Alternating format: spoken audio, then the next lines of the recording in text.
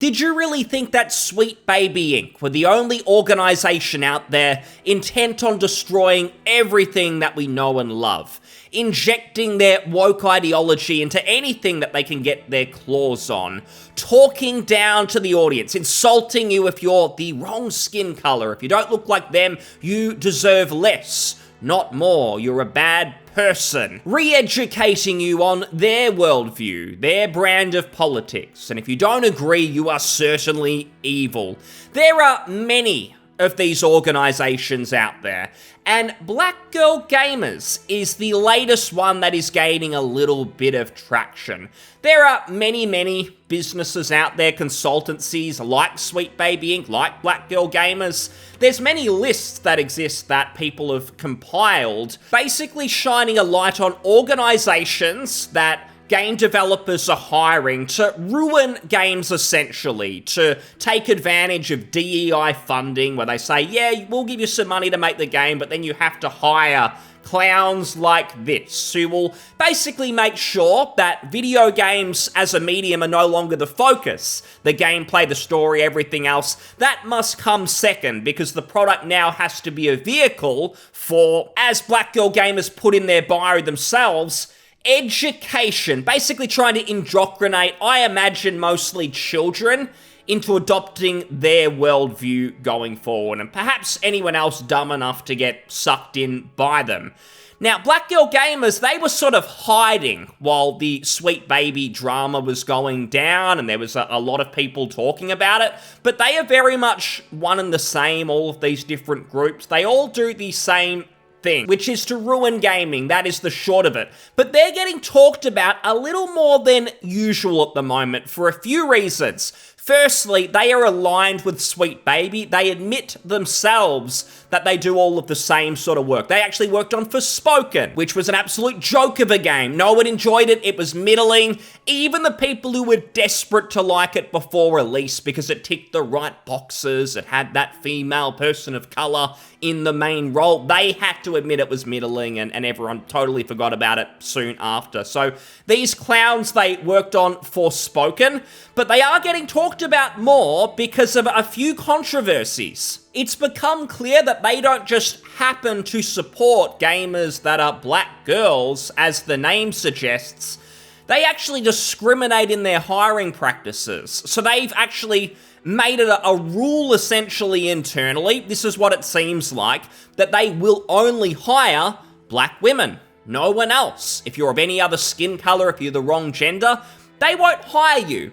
Which in most countries, at least Western countries that I'm aware of, that is completely illegal. And they are headquartered LA and London. I imagine it's very illegal in those cities. Now, they've gone into damage control. They're threatening to sue people for exposing this. They're trying to shut people up.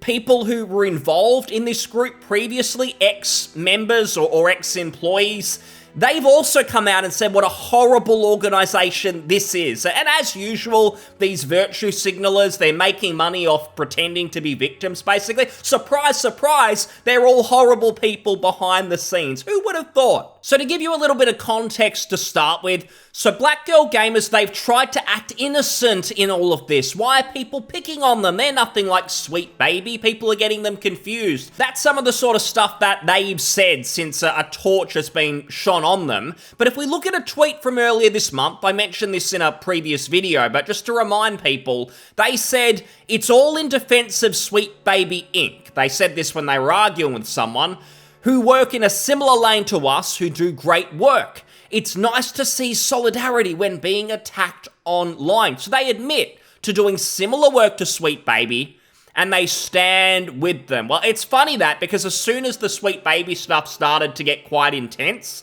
and it became clear that companies may not hire them anymore because they were worried about the bad PR, suddenly Black Girl Gamers started to talk about, oh no, we're not like Sweet Baby at all. So they stand with them until it might hurt their bottom line. As usual, zero integrity, zero principles. They're just chasing money, essentially. Now this person, Vanessa Gothics, she's replying to Mark Kern Grums, who'd said, if you like the work I do reporting on Black Girl Gamers' legal threats against gamers and want to aid my future legal fund, please subscribe.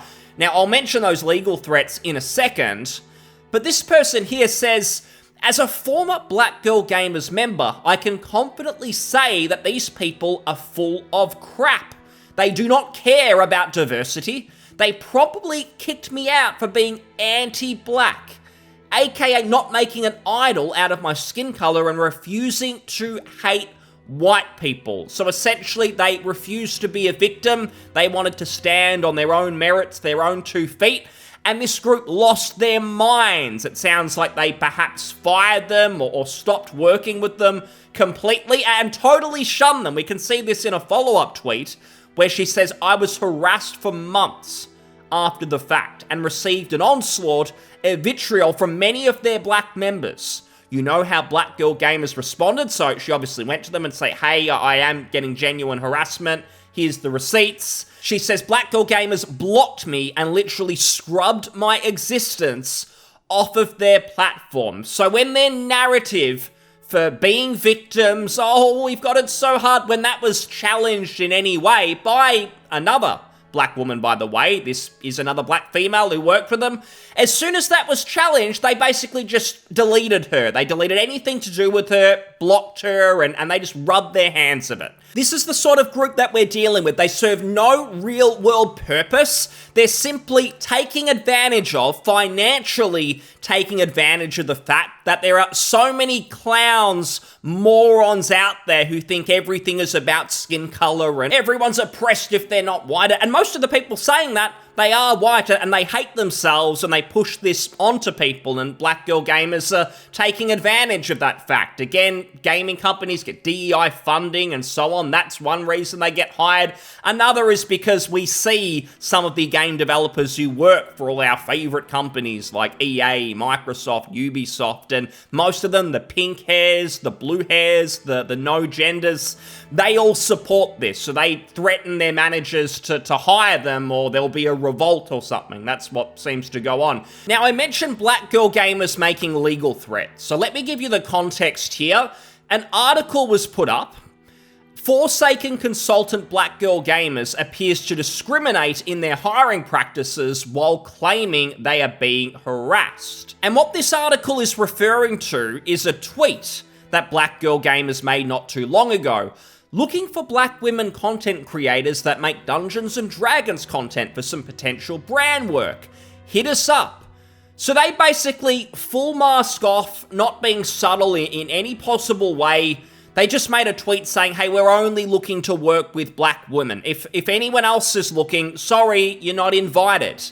Now again, this is illegal in many countries, certainly the countries that Black Girl Gamers operate in, but they're not even trying to hide this. And that really, if we're being honest with ourselves, it's because we know we live in a world now where apparently racism, discrimination, it doesn't exist unless the person is of a white skin color.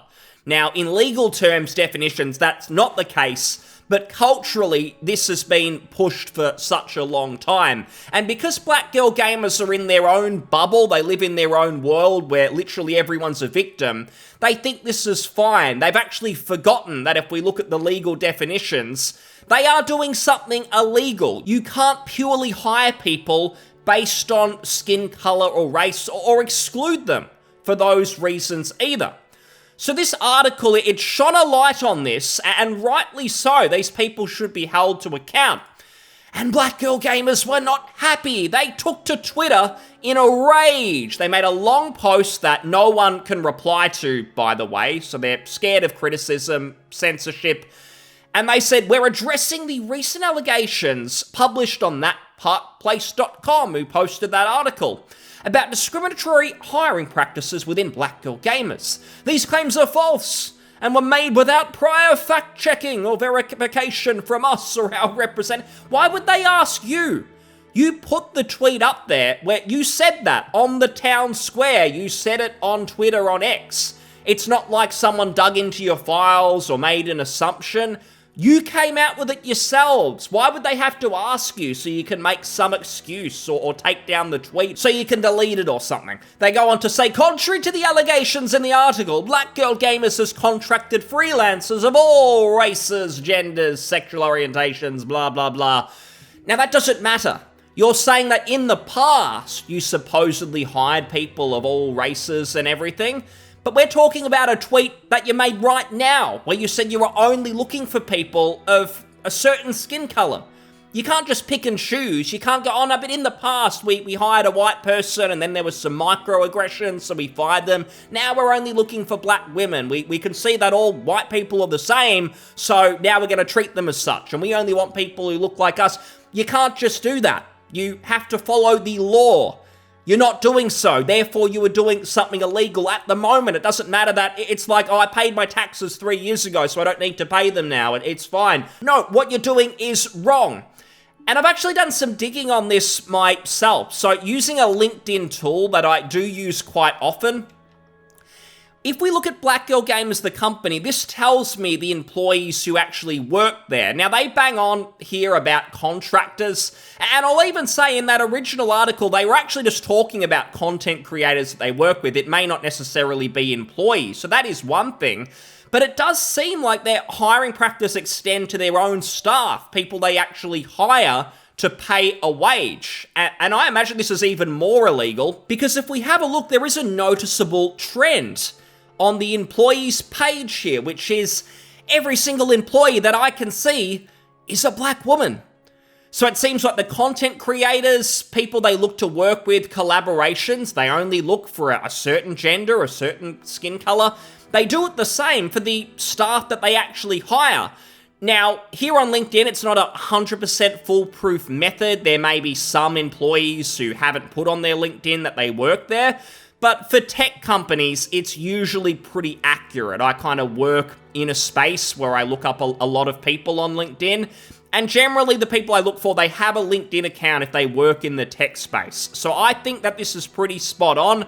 Couple of people without profile pictures, but I think we get the hint here, which is Black Girl Gamers, they only hire black girls. They only work with black girls. Now, this would be acceptable if they were just doing this as a hobby in their free time. They were supporting certain people, certain gamers that they wanted to.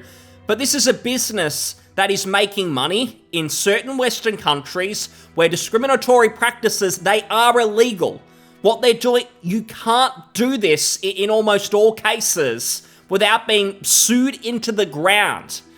But they went mask off and they didn't try and hide it because they thought, oh no, but we're on the right side of history. It's all right to discriminate because we're propping up black women in this case. So therefore it's fine to exclude people and hire based on race, skin color, and gender.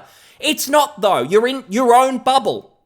Anyone outside your bubble can see it. And instead of sticking to their guns, it's very interesting what's happened, because if we go back to that long tweet exchange, what they basically say towards the end is, we will continue to pursue further action against anyone who persists in spreading false and defamatory information about Black Girl Gamers. Upon discovering these false allegations, we've taken steps to obtain legal counsel. Now, is this really going to go anywhere? Some people have accused you based on literally a public tweet. That's all they were referring to as the evidence, something that you put up. They didn't sort of make up that, oh, we spoke to ex-employees or we did an investigation and we know for sure that you are discriminating. No, they were just going off a tweet that you put up. And now you're saying, oh, we're going to sue you. No, this is purely censorship. They're purely trying to shut people up. And if they thought that they were right, if they thought they were correct in taking this legal action, they wouldn't be going into full-blown panic mode, which is exactly what they're doing. Because we can see here in a Reddit post, Black Girl Gamers Update, they're scrubbing information on their website. Within the last 24 hours, they've decided to edit their website, removing all of the diverse women who were previously shown on the About page and the job board. Language has also been changed on several pages to hide their discriminatory hiring practices. And we can see some comments here. Well, if you shine a light on a roach, look how fast it tries to hide. I get the feeling that they had to change their hiring practice or get sued into bankruptcy.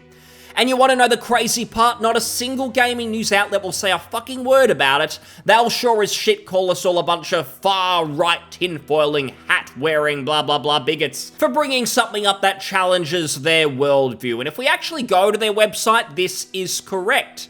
I've been to this website many times in prior videos. I have gone to this site, blackgirlgamers.com or whatever, And on the About Us page, it used to actually have, I believe, their employees or people they worked with, and they were proud of the fact that they only employed and they only supported black women. But now they seem to genuinely be in panic mode. It seems like they've realized, hang on, we can't just act like victims and bring in a bunch of money for providing zero value, doing no work. I thought that's what a business was, but we've got to follow employment law.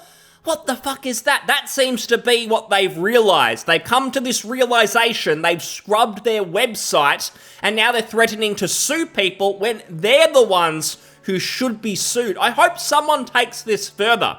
This organization, anyone like them, they need to be stopped because we're seeing a lot of this at the moment. There was a former EA developer just the other day who did the same thing. She said, we don't hire white people because they're nasty and bad. We only hire people who look like us. So they seem to think if they keep pushing this, it'll become socially acceptable and no one will hold them accountable. This organization, any others like it, Sweet Baby, they are evil. They need to continue to get exposed. This can't go on because at the end of the day, what does this do? It just continues to hurt the video game industry.